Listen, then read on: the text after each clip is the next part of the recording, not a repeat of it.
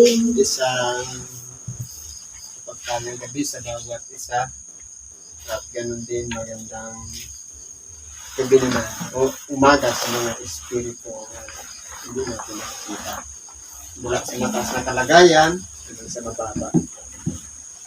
Ngayon po, ito yung ikalawang bahagi, walang iba yung pagtatalakay natin ng tinatawag na salita ng Diyos. Ang bibigyan po natin ng buhay ay yun sa Ebanghelyo ni Apostol San Mateo sa Kapitulo 13, versikulo 24 hanggang 30. Basahin muli natin. Sabi po yung ganito, sinaysay niya sa kanila ang ibang talinhaga na sinasabi, ang kaharian ng langit ay tulad ng isang taong naghasik ng mabuting binhi sa kanyang bukid. Bakit po idinadaan ng ating dakilang Panginoon ang kanyang pangangaral sa pamamagitan ng talinhaga? Sapagkat, sabi nga, tumingin man sila ng tumingin, subalit hindi nila makikita. Makinig na sila ng makinig, hindi nila mauunawaan. Ibig sabihin, hindi kakayanin o hindi angkop sa sanlibutan ito ang aral na ipinapahayag ng ating dakilang Panginoon. Sa makatuwid, itinuturo lang ito sa may sapat na pag-unawa, sa may handang pagpasakop at pagsunod sa kanyang kalooban, kaya ang lahat ng kanyang pangangaral ay idinadaan niya sa pamamagitan ng talinhaga. Ngayon, ang kaharian ng langit, sabi, katulad ng isang taong naghasik ng mabuting binhi sa kanyang bukid. Ngayon po, kung pag-aaralan natin, paano natin maiuugnay yung tinatawag na kaharian ng langit? Samantalang ito'y nasa paghasik. Tuloy natin. Datapot, samantalang nangatutulog ang mga tao, ay dumating ang kanyang kaaway at naghasik naman ng pangsirang damo sa pagitan ng trigo at umalis. Datapat ng sumibol ang usbong at namunga, ay lumitaw nga rin ang mga pangsirang damo. At ang mga lipingin ng puno ng sangbahayan ay nagsiparoon at nangagsabi sa kanya, Ginoo, hindi ba naghasik ka ng mabuting binhi sa iyong bukid? Saan kaya nagmula ang pangsirang damo? At sinabi niya sa kanila, isang kaaway ang gumawa nito. At sinabi sa kanya ng mga alipin, ibig mo baga na kami nga'y magsiparoon at ang mga yaoy pagtipunin? Tatapat, sinabi niya, wag. Baka sa pagtipunin niyo ng mga pangsirang damo, ay inyong bubunot pati ng trigo. Pabayaan ninyo magsitubo kapwa hanggang sa panahon ng pag-aani. At sa panahon ng pag-aani ay sasabihin ko sa mga ani, ipunin muna ninyo ang mga pangsirang damo at inyong pagbibikisin upang sunugin, datapat ipunin ninyo ang trigo sa aking bangan. Kung pag-aralan po natin, ang una, may isang tao na naghasik ng mabuting binhi. Sabi nga, ang binhi, salita ng Diyos. Yung mabuting binhi, aral ng Diyos. Ito yung ginagamit sa pagtutuwid, sa pagtuturo, sa pangangaral, sa makatuwid ang salita ng Diyos. Ngayon, ano naman yung pangsirang damo? Yung mga aral ng sanglibutan. Doktrina ng sanglibutan na walang iba, walang mga kabuluhan. Kagaya ng mga alamat, ang kwento nga kung paano ipinangalan sa ganito ang bayan, yan, mga ganyan. Kung papaano naging pangalang Mayon ang bulkan, katulad niyan. At yung mga aral sa mga siyensya, na yan lahat ay nagmula sa tao o kaya sa kalaban ng Diyos. Pawang makasanglibutan. Ngayon, Bakit inihalimbawa sa kaharian ng langit? Sapagkat, kung titingnan natin, sabi nga, naghasik ng binhi. Kapag ang isang bagay na, halimbawa, salita ng Diyos, ibinahagi natin sa kapwa, inihasik natin yon doon sa bukid. Ang bukid tayo, mga tao. Hindi baga, kapag ang isang tao ay tinuruan natin ng mabuti, ang kalalakihan niya, mabuti rin siyang tao. Pero pag hinasikan naman ng masama, magiging siyang masamang tao. Ibig sabihin, kung ang Diyos ay nagtuturo ng mga aral sa makatuwid ang salita ng Diyos, nakapupulutan natin ng aral, mapapakinabangan natin sa ating pang-araw-araw na pamumuhay, nandiyan naman yung pangsirang damo sa makatuwid, baga yung mga kabalisahan, yung mga pag-aalala, mga problema, itinanim ng binigay ng Diyos tayo ng katawan na wasto, sangkap, kaya sabi nga, may resistensya. Nandyan yung, pag may red blood cell, may white blood cell, pangdepensa sa mga sugat. Meron tayong resistensya, panglaban naman para sa mga mikrobyo. Meron tayong panlaban. Pero meron ding pansirang damo. Sabi nga, ipagkatiwala natin ang lahat ng ating mga kahilingan sa Diyos. Ilapit natin sa Kanya. Ang aral naman ng pansirang damo, walang iba yung bigyan tayo ng, kahit hindi naman dapat tayo mamroblema. Yung pag-aalala, minsan, nagmumula din yan sa mga ninuno natin, yung sobrang pag-iisip ng problema. Pero kung ipagkakatiwala natin lahat sa Diyos, ang mga nangyayari sa ating buhay, nandun tayo sa mabuting binhi na itinanim sa mga tao. Sa makatuwid, may pagkakatiwala tayo dun sa salita ng Diyos na ipinagkaloob. Sabi nga, sa unang mga kautusan, huwag kang papatay. Huwag kang mag-iimbot. Hindi baga, ang Panginoon din ang nagsabi, huwag kayong mga balisa kung ano ang inyong kakainin, ano ang inyong iinumin. Sapagkat mababalisa ang araw ng bukas sa kanyang sarili kung paano niya ibibigay sa atin ang pagkain na pinakakailangan natin. Sabi nga, kalmado lang. Pagkatiwala natin sa Diyos. Ang mahalaga, sabi nga, kung ang mga ibon pinakakain ng Diyos, tayo pa kaya na tao, nilalang, wangis ng Diyos. Pero kinakailangan naman, sabi nga, ang gawain ng ibon,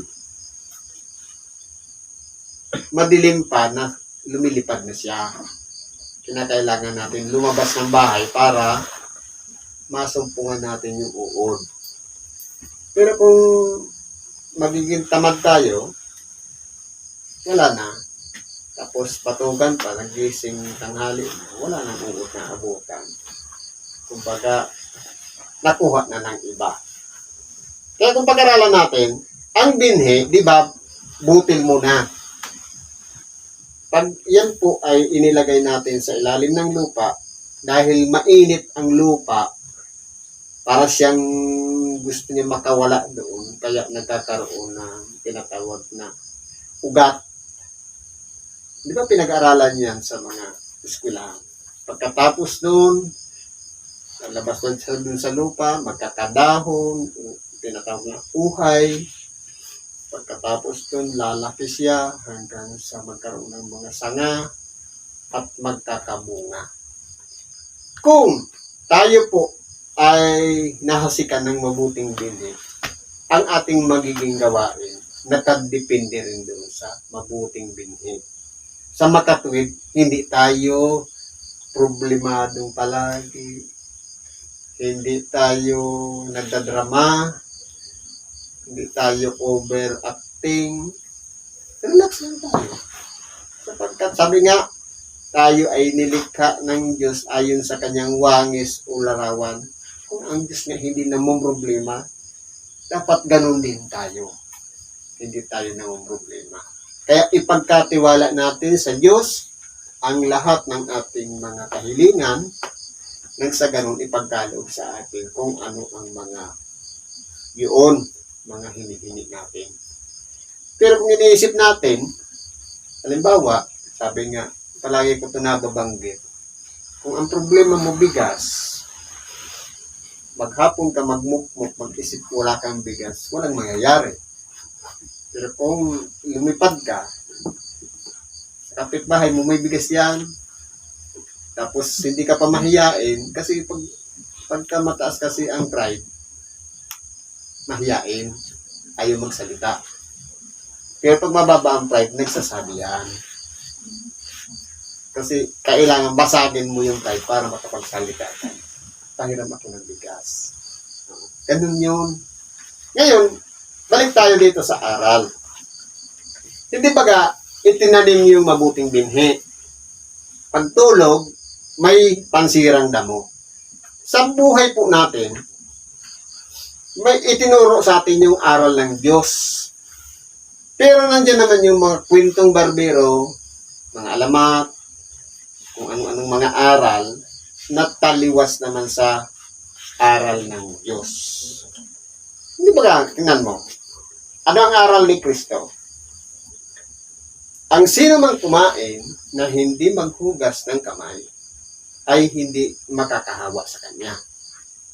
Ibig sabihin, kapag kumain tayo na, halimbawa, hindi na tayo naghugas ng kamay, sinubo agad natin, hindi tayo makakahawa sa iba.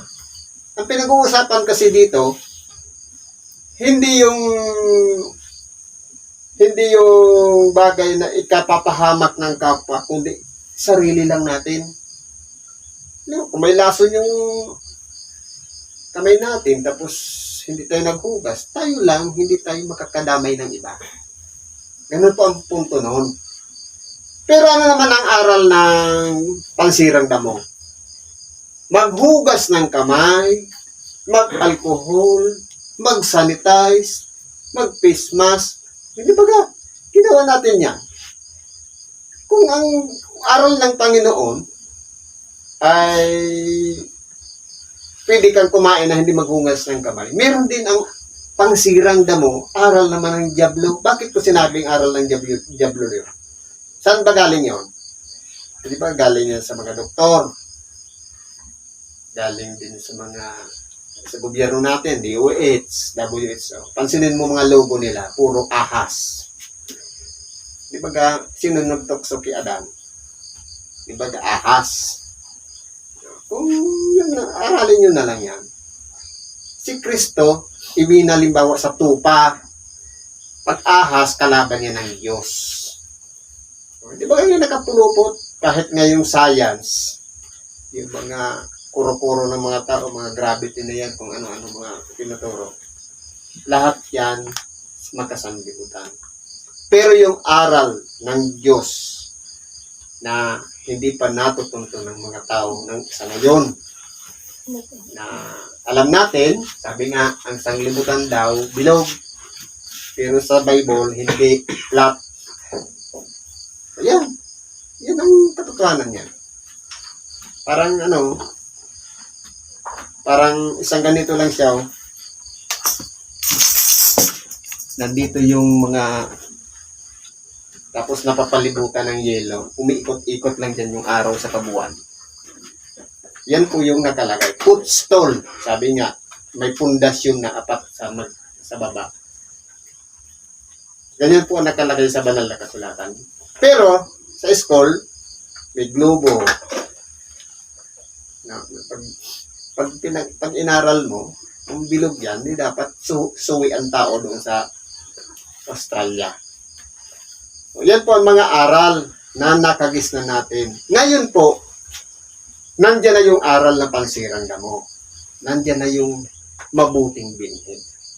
Bakit po, nung sasabihin na ng mga tao na tanggalin yung mga pansirang damo, bakit hindi pa ipinahintulot? Sapagkat may tamang panahon ng ani.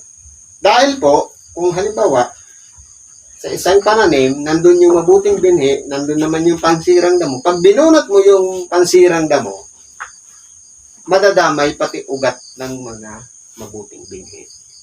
Kaya, kung ang tao gumagawa ng mabuti, hindi pa nililipol ng Diyos yung gumagawa ng masama. Kapwa niya pinasisibol yan. Kaya, may mga taong gumagawa ng mabuti, may mga taong mainggitin gumagawa ng masama. Parihas po yan pinasisibol. Pero pagdating ng tamang panahon, pagbobokurin yung mga gumagawa ng masama o mga pansirang damo, iipunin at susunugin. At yung mabuting binhi o yung mga trigo ay pagbibigkisin at ganon din ilalagay sa banga ng Diyos. Ngayon po, kung ang tao gumagawa ng mabuti, tayo po ay mapapabilang doon sa trigo na pahahalagahan ng Diyos ilalagay sa kanyang bangan. Pero kung tayo po ay gumagawa ng masama, kalintulad tayo ng pansirang damo, papunta naman tayo doon sa tinatawag na pagsunog sa makatuwid walang iba, ang dagat-dagatang apoy ng pagdurusa. Nandun na nga ang pagngangalit ng ngipin. Kaya, tayo man po ay tao, spirito, o sino man na gumagawa, kilalanin po natin ang ating sarili kung tayo ba'y nasa panig ng mabuting binhi o masamang binhi. Kaya, may tamang panahon, hahatulan tayo ng Diyos. Depende po sa ating mga gawa. Kaya kung ginagawa natin mabuti sa ating kapwa, pahalagahan tayo ng Diyos para ilagay sa kanyang bangan. Pero kung ginagawa natin masama, lalong-lalo naiinggit tayo sa ating kapwa, pinaparusahan natin kahit hindi naman dapat, papunta tayo doon sa kaparusahang walang hanggan, sa makatuwid bagay, ang impyerno na inihanda ng Diyos sa mga suwail at sa mga makasalanan. Siguro hanggang dito na lang muna ang pakikibahagi natin. Salamat po at pagpalain tayo ng Diyos. Isang magandang gabi sa ating lahat.